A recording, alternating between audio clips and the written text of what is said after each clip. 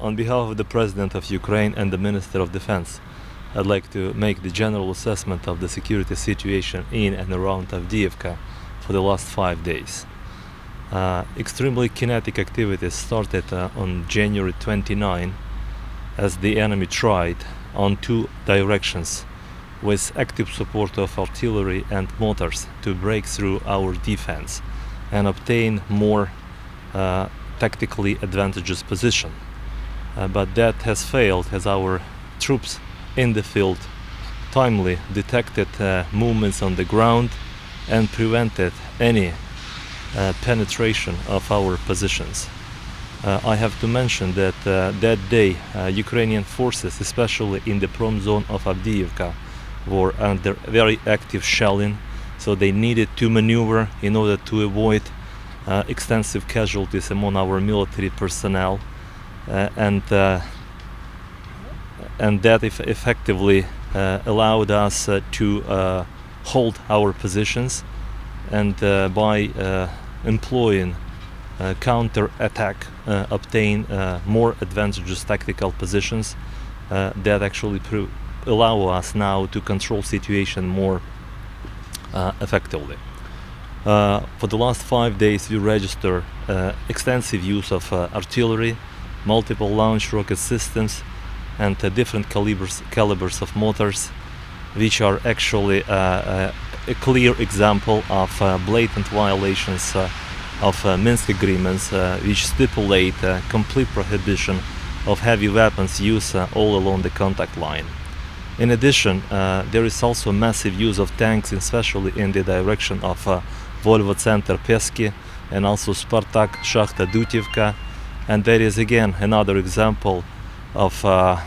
violation and non-compliance of illegal armed formations of KEDA with very specific and very concrete demands of the Minsk agreements. These kinetic activities in and around Avdiivka also resulted in extensive shelling of the town itself. We do have several houses damages. We do have Avdiivka without electricity, running water and heat, and that's already for the 5th day in a row. And of course it is regrettably but has to be recorded, but 9 civilian casualties are in Avdiivka, in addition to combat casualties that sustained Ukrainian forces. Especially the fact is that enemy employs massively multiple launch rocket systems, especially for the last 3 days, should be recorded, and that is especially true for Avdiivka itself, because for this period of time they have employed over 1,000 rockets from this specific type of weapon, and that also true for the southern direction towards Mariupol, where in the vicinity of towns Talakovka and Sartana on the 1st and 3rd of February, enemy employed multiple launch rocket systems, not just trying to shell our positions but also indiscreetly targeting civilian populated areas. It has to be acknowledged that by employing weapons of this type, the enemy consciously employs weapon of indiscriminate impact, because the multiple launch rocket system is not the precision weapon, this is the weapon of the mass impact on the large areas. With regard to the humanitarian situation, all measures are undertaken currently to provide local population with emergency assistance, including water, shelters, heat and food. All services are working 24/7 to make sure that people in Avdiivka have all necessary help under these difficult circumstances. In conclusion, I'd like to make 3 brief points which broadly describe the situation. Ukrainian armed forces are in full compliance while conducting the operation in and around Avdiivka. They hold positions which are stipulated by the Minsk agreement, and by maneuvering and by employing tactics, they prevent the enemy penetrating our positions and basically destabilizing the region even more. Secondly, while we are holding our positions and in full adherence to the requirements of the Minsk Accords, we also keep the right to employ proportionately, I underline, the force and the weapons in order to defend our people and defend our lines of defense. But at the same time, while defending our lines, we always consider all possible options to avoid unnecessary casualties and any collateral damage which might be caused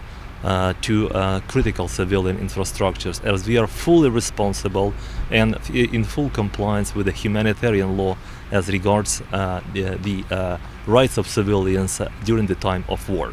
Second, we are in very active communication and very active partnership and actions in the field with special monitoring mission of OSCE here, United Nations offices which provide humanitarian assistance here in Donbass, International Red Cross, and all that to make sure that we employ all possible international mechanisms here,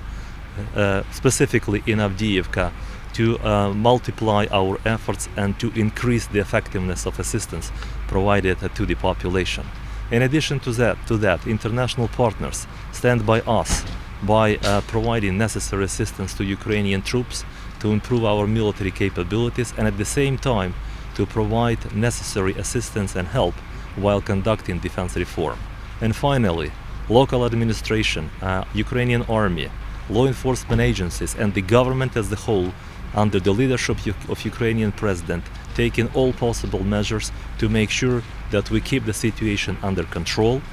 that we are to overrun all difficulties that we currently have in the field, and while keeping our defense unbreakable, we also think consciously while using the force in a proportionate manner.